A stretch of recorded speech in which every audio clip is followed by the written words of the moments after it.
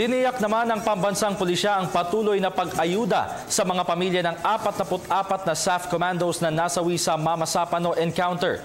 Ayon sa PNP, 60 na pong mga kaanak ng mga bayaning sundalo ang pinagkalooban ng scholarships bilang ayuda sa kanilang pag-aaral. 43 sa mga ito ang binigyan ng scholarships mula sa Presidential Social Fund, habang 17 naman ang pinagkalooban ng study grants ng Commission on Higher Education o CHED. Samantala, pinoproseso na ang mga dokumentong isinumite ng 25 kaanak para sa pag-avail sa naturang scholarship grant.